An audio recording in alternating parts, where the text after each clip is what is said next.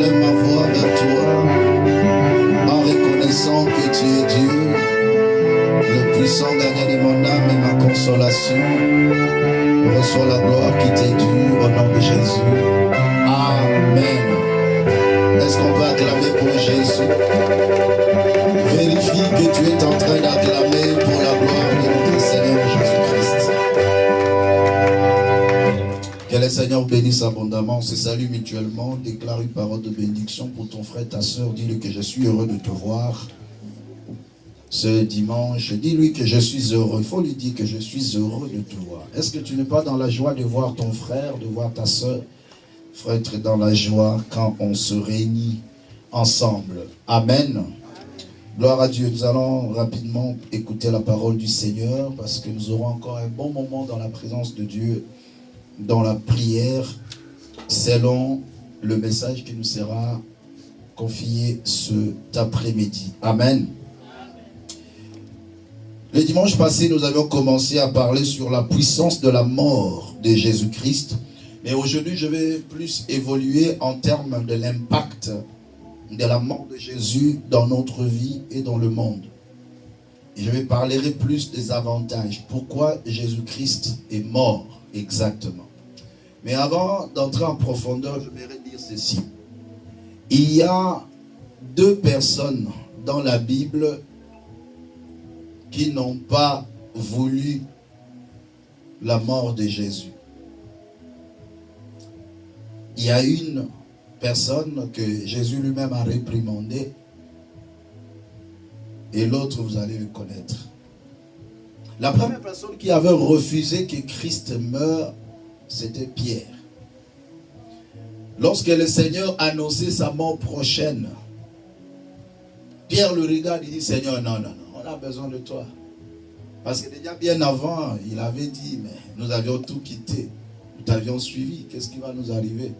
Maintenant là, tu es en train d'annoncer ta mort, mais on ne comprend pas trop. En tout cas, moi, je refuse que tu meurs. Il a refusé la mort de Jésus. Jésus se tourna vers lui et dit, arrière de moi, Satan. Il n'a pas dit arrière de moi, Satan, comme étant Pierre qui était devenu Satan, mais il a compris que la seule personne qui peut refuser ma mort, ce n'est que le diable. Parce qu'il connaît l'impact de la mort de Jésus. Voilà pourquoi il devait résister à sa mort. Deuxième personne, c'était la femme de Pilate. Elle a eu un songe que cet homme était injuste, était un saint. On ne peut pas le toucher. Et cette femme, le matin, elle dit à son mari, libère cet homme parce que je rêvais que c'est un homme saint. Je rêvais que cet homme n'a rien fait de mal. Maintenant, la question se pose, qui était à l'auteur de ce rêve de la femme de Pilate? Parce que ce rêve empêchait la mort de Jésus. Parce que si Pilate avait seulement le pouvoir, parce qu'il avait le pouvoir de dire, bon, laissez Jésus là partir. Il le laisse partir, personne n'allait mettre sa main sur lui parce qu'en ce temps-là, Pilate était le gouverneur romain qui dominait en Israël. En réalité, même Hérode n'avait pas le mot à dire devant Pilate parce que Israël passait dans un moment de domination. Alléluia. Alors j'introduis par rapport à ces deux aspects, c'est pour vous faire voir que le diable ne peut jamais accepter la mort de Jésus. Parce qu'il connaît l'impact de la mort de Jésus dans notre vie. Et c'est ce que nous voulons enseigner par la grâce de Dieu. J'introduis mon message en disant ceci. Christ est le seul et l'unique sauveur de l'humanité. Le seul qui a résolu l'équation impossible. Je ne peux pas parler de la mort de Jésus si je ne brosse pas en paix des mots le mystère de la divinité. Parce qu'avant de comprendre la mort, il faut comprendre d'abord le mystère de la divinité. Je vais résumer la Bible en quelques phrases. Regardez-moi avec attention. L'histoire de la Bible, c'est l'histoire de la dispensation. Il y a 3 dispensations, c'est-à-dire un seul Dieu qui se manifeste sous 3 formes pendant 3 temps et selon 3 missions. Et ceux qui n'ont pas la révélation parleront de la Trinité. Mais ceux qui sont révélés diront, la Trinité n'existe jamais. Il n'y a que l'unicité qui existe parce que c'est le même Dieu. Un exemple simple. Je prends mon exemple. Si j'entre dans une université, je suis en train d'étudier, on m'appellera étudiant. Si je suis à la banque en train de travailler, on me dira banquier. Si je suis chez moi à la maison, mes enfants m'appellent papa. Ce n'est que moi. Mais j'ai 3 fonctions que je suis en train d'exercer. Mais mon nom c'est Arthur. Mais la mission que je suis en train d'accomplir me donne des titres. Me donne des fonctions. Mais c'est toujours moi. Alors celui qui m'a vu à la maison pendant que mes enfants m'appellent père, ne peut pas dire que Arthur père est différent d'Arthur banquier. C'est impossible. C'est la même personne, mais avec des tâches différentes. C'est ça aussi le mystère dans la divinité. Dieu s'est révélé lors de la création comme Père. Pourquoi? Parce que c'est le Père qui donne la vie. Il a créé. Et là, il s'est manifesté comme Père. Depuis l'éternité passée, jusqu'à la création, Dieu se révélait toujours comme un Père. Mais les gens qu'il a créés se sont méconduisés devant sa face. Et l'homme qui devait vivre éternellement dans la présence de Dieu, mais le diable l'a séduit et il est entré dans le péché. Ainsi l'homme a été chassé de la présence de Dieu. Quand Dieu chasse l'homme de sa présence, parce que sa présence est tellement sainte, alors voilà pourquoi il avait chassé l'homme du jardin d'Éden. Il dit, empêchons l'homme de ne pas toucher à l'arbre de vie, parce que son péché n'est pas encore expié. S'il est dans le péché et qu'il touche à l'arbre de la vie, il vivra éternellement, mais dans le péché. Et comme Dieu est saint, la Bible déclare, il a mis des chérubins qui avaient une épée flamboyante pour empêcher l'homme d'entrer dans le jardin d'Éden, pour aller toucher à l'arbre de vie. Et l'Éternel maintenant, par l'amour qu'il avait de sauver l'homme, comme il ne pouvait pas se rapprocher de l'homme, étant un Dieu saint, dans la qualité de sa sainteté, il ne peut pas demeurer avec le péché. Et l'homme étant dans le péché ne pouvait pas entrer dans la présence de Dieu. Ainsi, qu'est-ce que Dieu faisait maintenant? Il envoyait des hommes avec un message vers l'homme. Donc, il prend une personne, il le met à part, il le oint et il dit va annoncer. C'est ce qu'on appelait le prophète. Un prophète est pris au milieu de son peuple, mis à part par Dieu pour annoncer la bonne nouvelle de Dieu, pour amener le message de Dieu au peuple. Mais tous ceux dont Dieu envoyait étaient incapables d'accomplir la mission du salut de l'homme. Aucun prophète envoyé par Dieu n'a pu apporter le salut. Ainsi Dieu dans Ézéchiel chapitre 34, il est en train de dire: mes brebis sont errantes, partout dans les montagnes, partout dans les vallées. Nul n'en prend souci, nul n'en prend soin. Au verset 16, il dit, moi-même je chercherai la brebis qui est perdue, je ramènerai ceux qui sont égarés, je panserai le blessé, je fortifierai le malade. Il dit, moi-même je chercherai la brebis qui est perdue. Mais parce que ceux qu'il envoyait n'arrivaient pas à les ramener ces brebis. Alors il dit, moi-même je vais aller chercher. Mais comment Dieu devait aller chercher sa brebis pendant que dans la plénitude de sa divinité et de sa sainteté, il ne peut pas cohabiter avec l'homme? C'est ça le problème. Alors il a fallu que Dieu puisse se cacher, puisse porter un corps afin de cacher sa divinité dans ce corps, pour diminuer l'intensité de sa puissance, afin de venir rester ensemble avec l'homme. Qu'est-ce qui s'est passé maintenant? Comme l'homme ne pouvait pas contenir la plénitude de Dieu, Dieu a pris une vierge et l'a sanctifiée.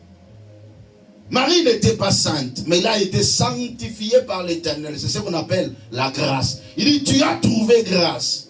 Et l'Éternel fait quoi? Il prend seulement son ombre. Parce que l'homme pécheur ne peut pas contenir la plénitude de Dieu. Il prend seulement son ombre qu'il va placer dans Marie. Ce que Marie avait porté n'était que l'ombre du Saint-Esprit. Parce que lorsque l'ange lui dit que tu seras enceinte et l'enfant qui naîtra sera appelé Emmanuel, elle dit, comment reconnaîtrai-je cela parce que je ne connais pas d'homme? Alors l'ange explique, tu seras rempli du Saint-Esprit et l'Esprit de Dieu te couvrira de son ombre. Est-ce que quelqu'un est en train de comprendre?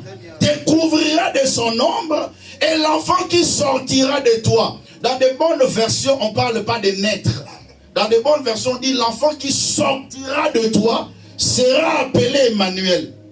Mais cet enfant qui était né là, c'était que l'ombre jusque là. Dieu a précédé l'ombre. Celui qui était né, c'est Jésus que vous avez vu là.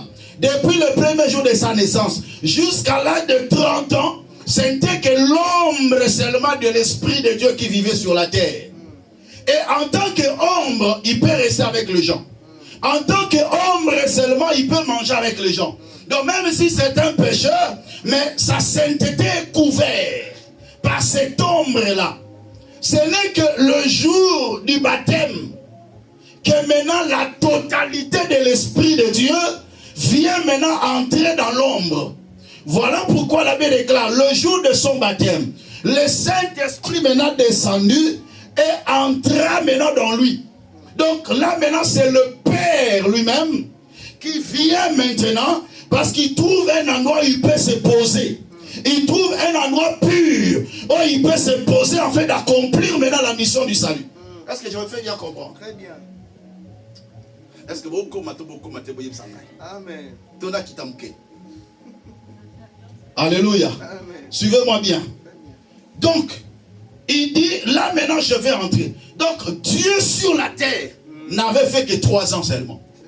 Dieu sur la terre n'avait pas fait 33 ans. N'avait fait que 3 ans. Parce que ce qui était envoyé avant, c'était que l'ombre maintenant. Mais ce qui est entré le jour du baptême et qui était sorti à la croix, vous allez comprendre pourquoi. C'est ça là où il y a le mystère. Alors, la Bible déclare en lui habiter corporellement toute la plénitude de la divinité. Donc la plénitude, toute la plénitude de la divinité est entrée ce jour-là à la Pentecôte. Et c'est là où maintenant la mission du Seigneur commence. La mission du salut commence le jour plutôt du baptême. Quand l'Esprit est descendu dans l'ombre, et cette ombre-là qu'on appelle Fils. Le Fils, c'est l'ombre-là qui est devenu comme un corps. Parce que le corps qu'il avait n'était pas avec le sang d'un homme. La Bible déclare, il est venu non pas avec le sang de taureaux et de boucs, mais il est venu avec son propre sang et ayant obtenu une rédemption éternelle. Est-ce qu'un enfant qui est né peut dire que je suis venu avec mon propre sang? Impossible. Tout enfant porte le sang de ses parents. Mais lui, il est venu avec son propre sang. D'où on ne peut pas parler de la naissance. Alléluia.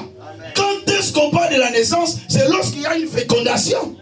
Mais s'il n'y a pas fécondation, on ne peut pas parler de la naissance. Il est sorti parce qu'il a été introduit. Et si vous lisez Hébreu, Hébreu l'explique bien. Lorsque tu es introduit dans le monde, le premier-né, tu dis que tous les anges l'adorent. Il a été introduit dans ce monde. Est-ce que quelqu'un est en train de comprendre bien? Donc, c'est par là maintenant, la mission de Dieu dans la deuxième mission va maintenant commencer, où on l'appelle Fils. Un Fils de Dieu, ce n'est qu'un corps qui porte la plénitude de la totalité de la plénitude de Dieu. C'est ce qu'on appelle Fils de Dieu. Donc, le Père vient pour la création, mais le Fils vient pour le salut. Donc, le même Père qui avait créé, c'est le même Père maintenant qui vient pour aller chercher ces créatures afin de les sauver. Est-ce que quelqu'un est en train de comprendre bien? C'est comme ça qu'il a porté un corps. Mais pourquoi il devait porter un corps? C'est là où il y a l'enjeu. Il devait porter un corps tout simplement parce que si l'homme qui avait péché a été chassé du jardin, c'est par là que la mort est entrée dans l'homme. Et on ne peut parler de la mort qu'à un humain. Il n'y a qu'un humain qui peut mourir. Un esprit ne meurt pas. C'est pour cela, afin d'enlever la mort qui régnait sur l'homme, il a fallu qu'une mort aussi soit constatée. Si la mort n'est pas constatée, il n'y aura pas la vie chez le mort. Donc il a fallu qu'il y ait l'échange Christ qui avait la vie, il devait mourir quant à la chair, afin de donner la vie à l'homme qui était dans la mort. Est-ce que quelqu'un comprend? Il est entré où? Dans le baptême. C'est dans le baptême que le Père entre. Voilà pourquoi lorsque le Fils disait, ce n'est pas moi qui fais les œuvres, c'est celui qui est en moi qui fait les œuvres. Les gens ne comprenaient pas. Ils dissociaient le Fils avec le Père. Et même à ces jours, il y a des gens qui ne comprennent toujours pas que le Fils est le Père.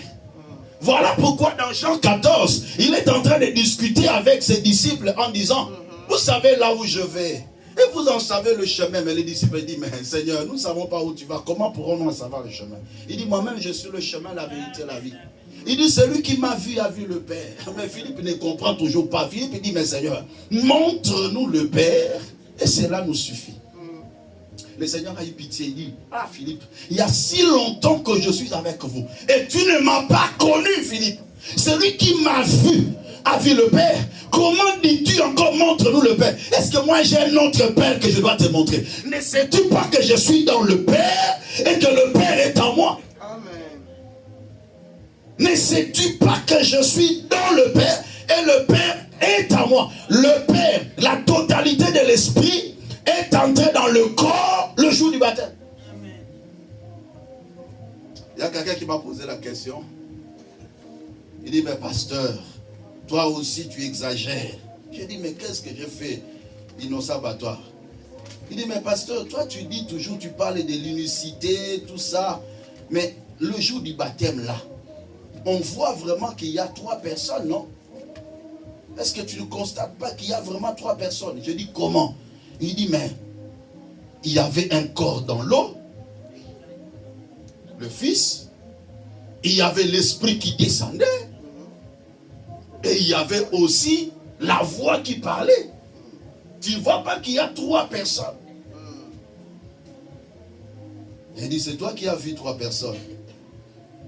Vous savez, j'aime dire aux enfants de Dieu, pour bien comprendre l'unicité, il faut lire l'Ancienne Alliance très bien. Celui qui a bien lu l'Ancienne Alliance comprendra par là que les choses ont été déjà dites. Dans l'Ancienne Alliance, on dit ceci. Tu descendis sur la montagne de Sinaï et tu leur parlas du haut des cieux. Tu descendis sur la montagne de Sinaï. Parce que l'événement que vous voyez là a été déjà prédit depuis longtemps. Tu descendis sur la montagne de Sinaï et tu leur parlas du haut des cieux. Maintenant, je pose la question. Celui qui parle et celui qui descend sont 2 personnes? Tu descendis sur la montagne de Sinaï et tu leur parlas du haut des cieux. C'est ça la divinité. Et la montagne de Sinaï, ici, c'est ça le corps qui est dans l'eau. Et l'Esprit descend et le Père qui parle. Alléluia. Pour entrer dans le Fils afin d'accomplir la mission du salut. Luc chapitre 24, berger, accompagne-moi rapidement. Luc chapitre 24, verset 45 à 46. Pendant que moi je cherche un verset, toi tu vas lire ça. Pardon, Luc.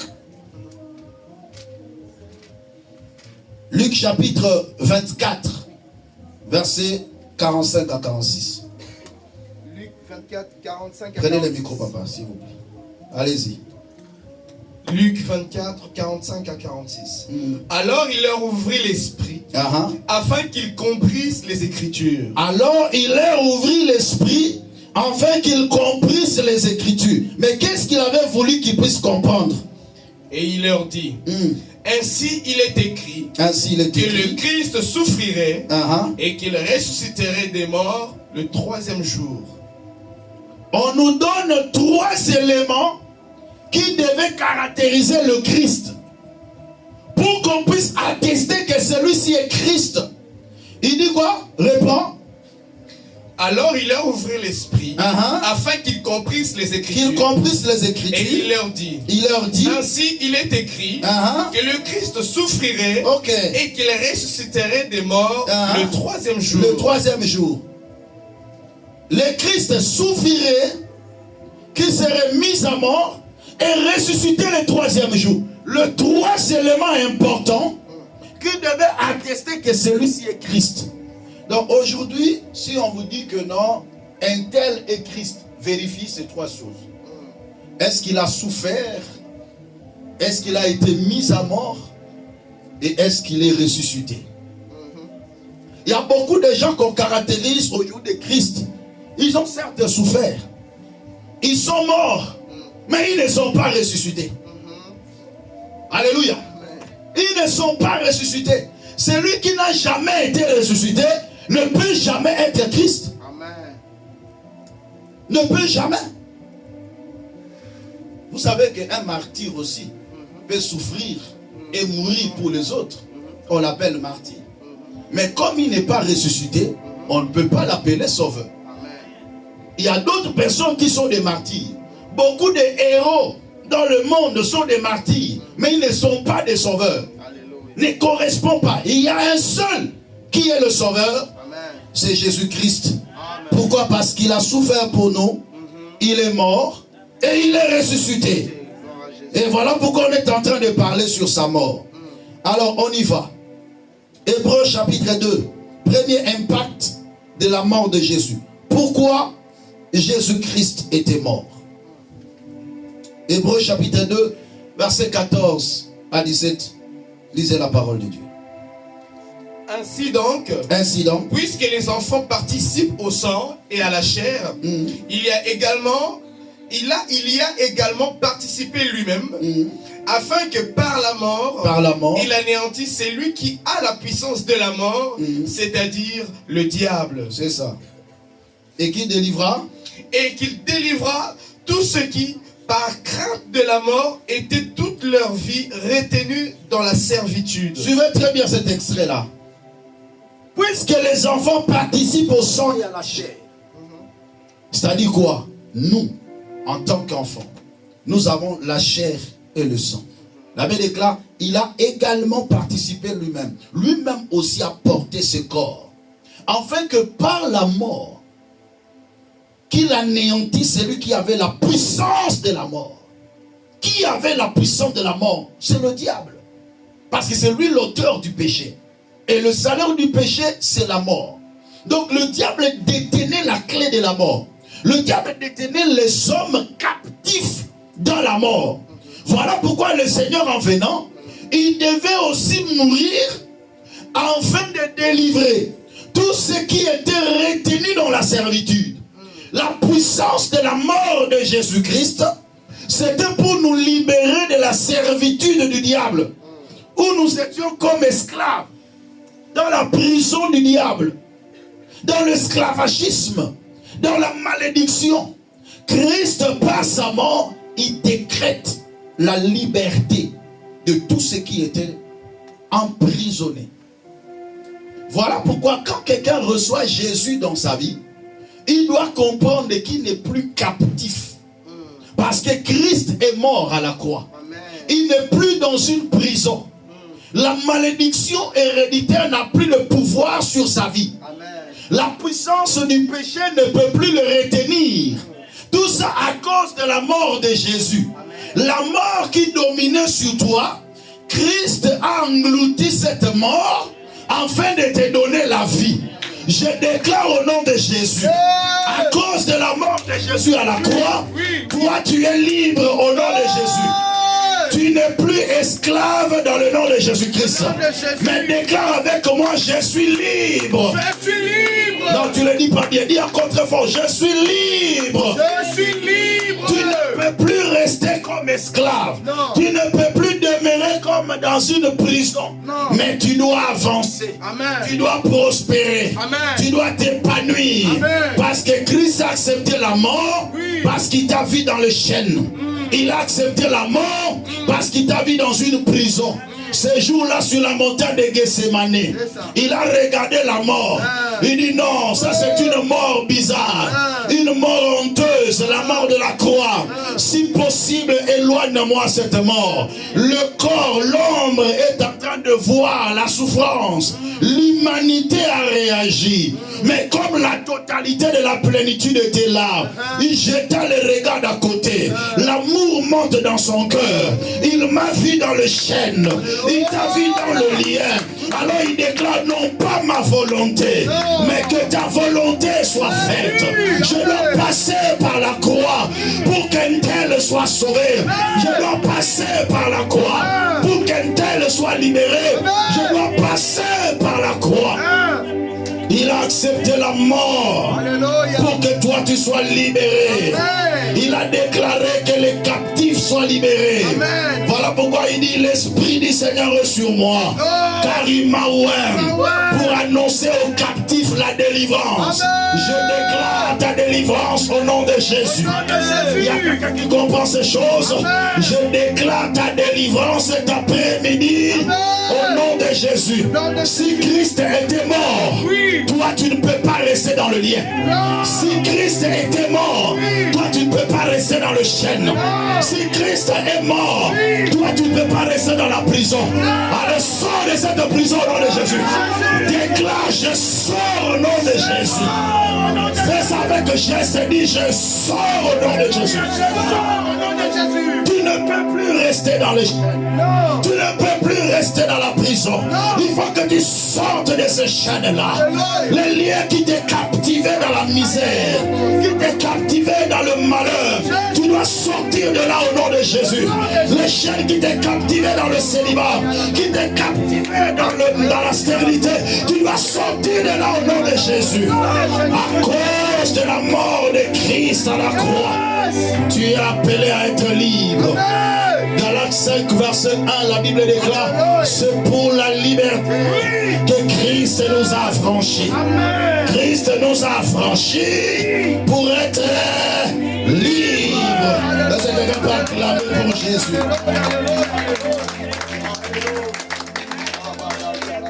Voilà pourquoi il devait mourir. Le Seigneur voulait dire à Pierre, mais tu ne comprends pas, il faut que je meure. Il faut que je meure. Voilà pourquoi lorsqu'on est venu l'arrêter, il dit, prenez-moi, mais laissez ceci aller. Prenez-moi. Jean chapitre 18 verset 8. Prenez-moi. Vous me cherchez, je suis là, prenez-moi. Mais ceux-ci, laissez-les aller. Ils ont déjà pris Jésus. Ils l'ont crucifié. Il a accepté la mort sur la croix. Ils doivent te laisser partir. Ils doivent te laisser partir. Ils doivent te laisser partir.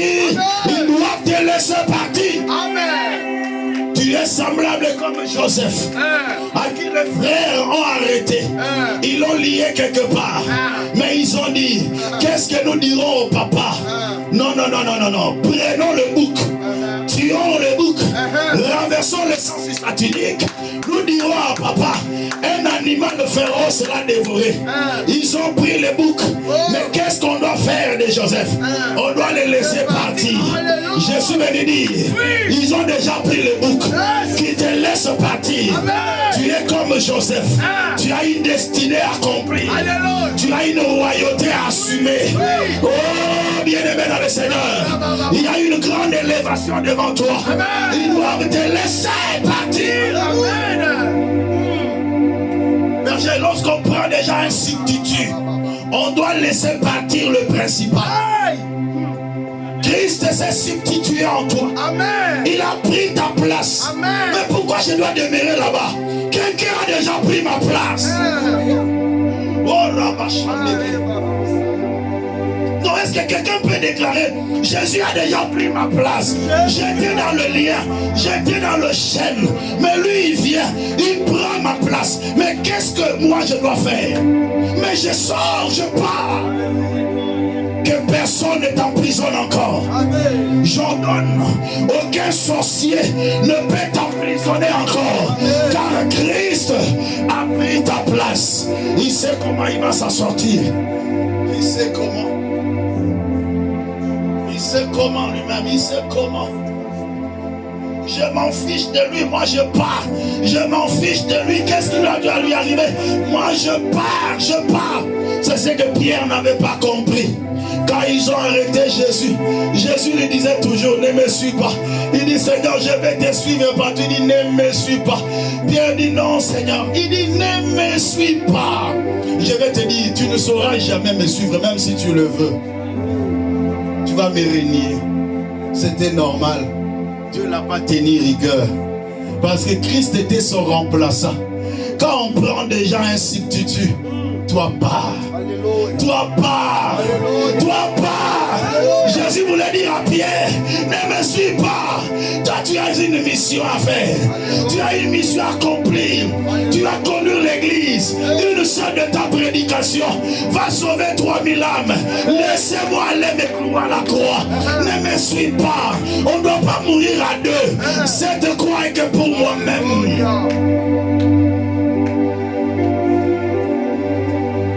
Tu sais, ce jour-là, Jean et Jacques, les deux fils de Zébédée, sont avancés auprès de Jésus. Dit au Seigneur, nous voulons que quand tu seras dans ta gloire, l'un soit à ta gauche, l'autre à ta droite. Il dit non, non, non, non, non, non. Est-ce que vous saurez boire la coupe que je vais boire? Est-ce que vous saurez accepter le baptême du feu dont je serai baptisé? Non, non, non, non, cette place n'est que pour moi-même. Vous avez une mission accomplie. Je suis venu dire à quelqu'un, Christ a accepté la mort parce que toi tu dois avancer. Toi tu dois prospérer. Toi tu dois aller de l'avant. Toi tu dois foncer. Tu dois foncer davantage. Alléluia. Il devait mourir. C'était important pour nous qu'il meure. Hébreux chapitre 9.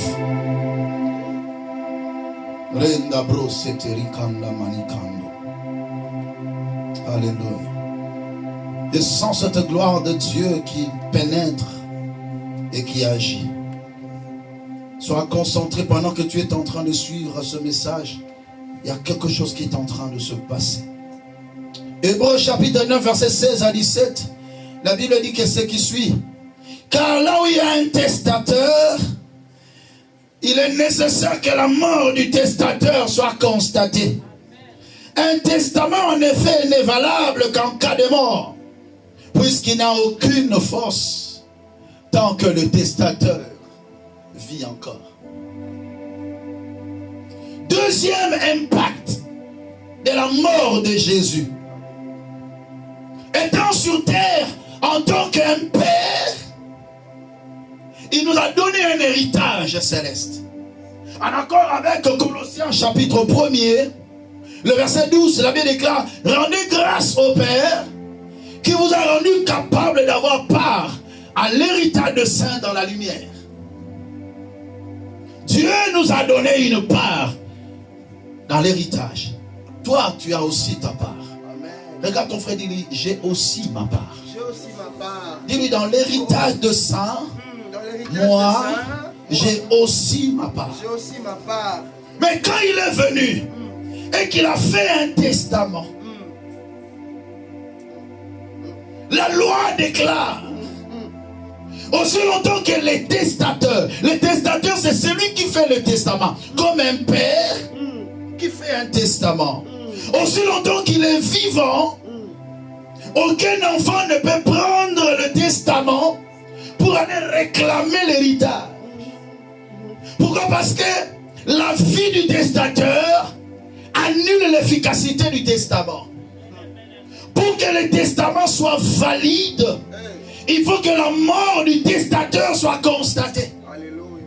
Si Dieu le Père est le testateur et qui nous a laissé le testament, l'ensemble des écrits qui renferment les différentes promesses que le Seigneur nous a données, il a fallu que sa mort soit constatée.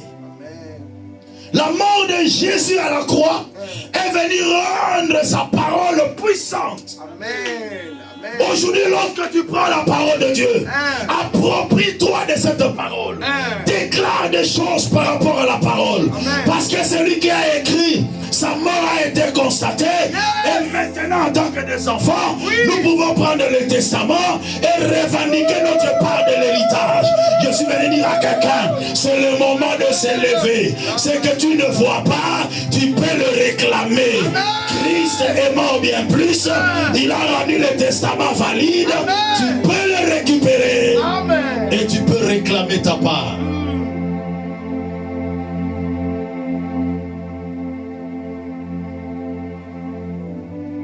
S'il n'était pas mort, ses écrits allaient rester sans effet.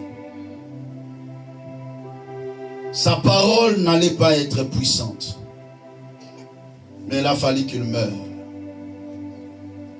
pour rendre puissante sa parole. Le testament a été rendu valable. La mort a été constatée. Ça fait partie des aventures dans la divinité. Le maître est en train d'organiser les choses. Voilà pourquoi lorsque quelqu'un prend la Bible, la parole révélée qui renferme l'héritage de ça, il se présente devant Dieu, qui lui-même était le testateur. Et lui-même aussi, il est le juste juge. Et lui-même aussi, il est notre avocat. Qui pourrait résister devant le sang? Qui accusera le salut de Dieu? C'est Dieu qui justifie. Lui-même, il connaît sa parole. C'est son testament. Il a fallu que sur la terre, pour rendre ce testament valable, que sa mort soit constatée. Toi, tu vois la mort, mais lui voit la validation du testament. Toi, tu vois la mort, mais lui voit la libération de son peuple. Et c'est comme ça que nous devons voir les choses. Nous ne serons pas là en train de pleurer. Oh, Jésus est mort. Jésus.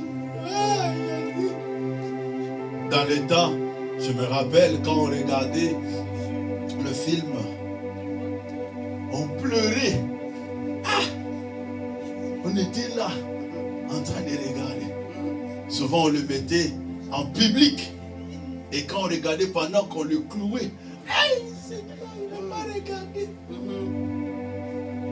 Mais aujourd'hui, parce que nous comprenons, si j'étais là, crucifiez-le. Quand ces gens le déclaraient, ils étaient poussés par l'Esprit de Dieu. Crucifiez-le. Vous savez ce que ces gens l'ont dit? Quand Pilate lavait les mains. Quand Pilate lavait les mains, en tout cas, c'est votre problème. Ces gens l'ont dit, oui, nous acceptons que cet homme meure et que son sang retombe sur nous et sur nos enfants. Oh! Gloire à Dieu. Amen. Troisième impact de la mort de Jésus. Jésus était mort pour que son sang retombe sur nous et sur nos enfants. Donc lorsque son sang retombe sur nous, c'est la purification. Nous sommes purifiés de tout péché, purifiés de toute malédiction, sanctifiés par son sang. Alléluia. Il faut qu'il meure et que son sang retombe sur nous. Il le disait sous l'onction de Dieu, conduit par l'Esprit de Dieu. My God, my God, my God, my God. Crucifiez-le, que son sang retombe sur nous. Nous avons besoin de ce sang-là. Le sang qui tombait sur nous autrefois, c'était le sang de taureaux et de boucs. Et ce sang-là n'amenait pas la perfection. Mais le sang de ce corps, quand ça va tomber sur nous, ça va nous sanctifier, ça va nous purifier de toute impureté, de toute malédiction, de toute souillure. Crucifiez-le, tuez-le, qu'il meure à notre place et que son sang coule afin de conclure une nouvelle alliance. L'alliance de la vie éternelle.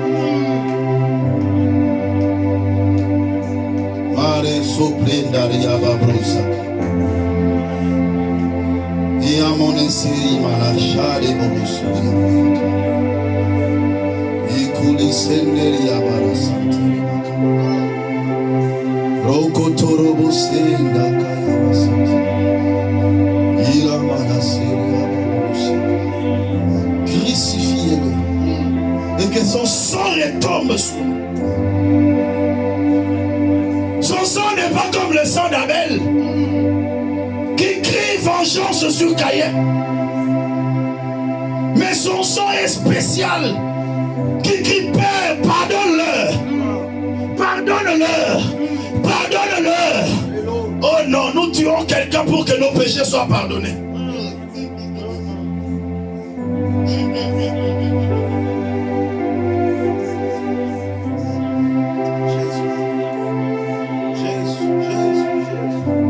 Est-ce que tu montes avec moi?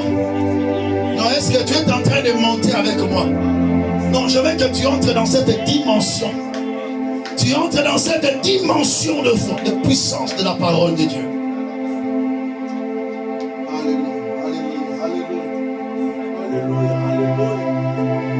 Alléluia, alléluia. Je me rappelle, Caïn est devenu vagabond à cause du sang d'Abel. Mais le sang de Jésus nous oriente vers le salut. Le sang de Jésus qui tombe sur nous, nous sanctifie de tout péché et conclut une alliance nouvelle.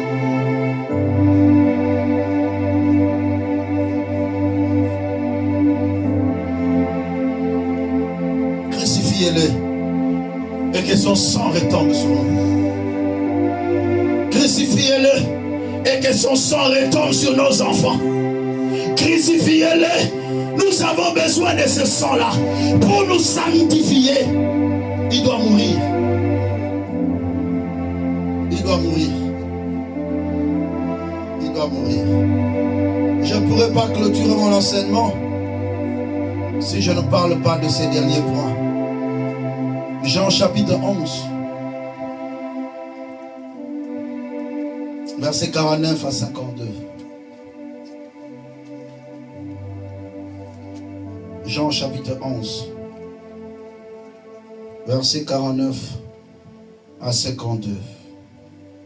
L'un d'eux, Caïphe, qui était souverain sacrificateur cette année-là, leur dit, vous n'y attendez rien. Vous ne réfléchissez pas qu'il est de votre intérêt qu'un seul homme meure pour le peuple et que la nation entière ne périsse pas. Il est de votre intérêt qu'un seul homme meure pour le compte de tout le peuple. Or, il ne dit pas cela de lui-même, mais étant souverain sacrificateur cette année-là, il prophétisa que Jésus devait mourir pour la nation. Et ce n'était pas pour la nation seulement. C'était aussi afin de réunir en un seul corps tous les enfants de Dieu dispersés. Ceux qui disent que Jésus-Christ n'était pas venu pour nous, c'était seulement pour Israël. Ils n'ont jamais lu ça aussi.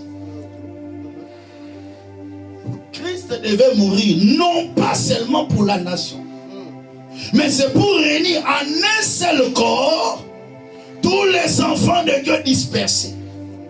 La mort de Jésus nous a rapprochés, nous qui étions dispersés. Nous étions errants par-ci, par-là, mais à cause de sa mort, il nous a rapprochés. Nous qui étions autrefois éloignés, on ne méritait pas le salut. Mais par sa mort, il nous a fait quoi? Il nous a rapprochés. Et il nous a tous réunis en un seul corps. Qui est l'Église aujourd'hui? Le corps de Christ. Si autrefois tu étais encore païen, je suis venu te dire, Jésus-Christ était mort pour que toi tu sois rapproché et que tu entres dans l'ensemble du sang et que tu sois appelé disciple de Jésus-Christ.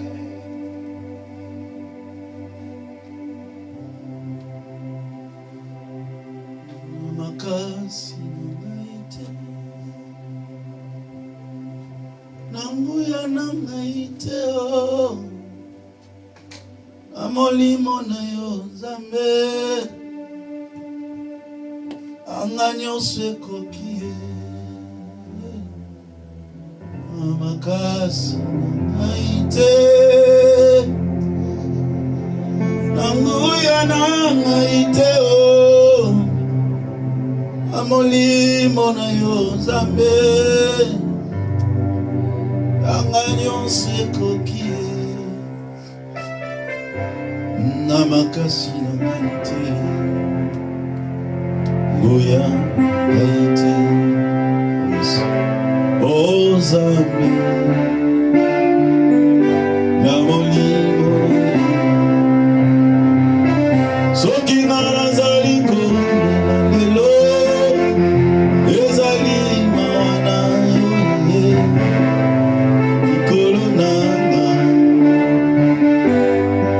nakumisi yo aye na makasi ngai te nanguya nangai te na molimo na yo Nzambe nanga nyonso ekoki ye na makasi na ngai te nanguya nangai te molimo na yo Nzambe nanga nyonso ekoki ye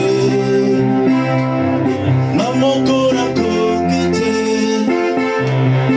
komema ekulusu se na nguya na Yesu nde nakoki ye liloba na yo bomo efanda kati nanga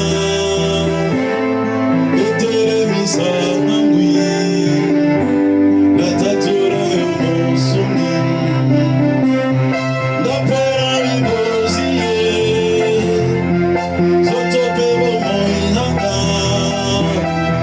nasalela yo seko kinosuka molongo Yesu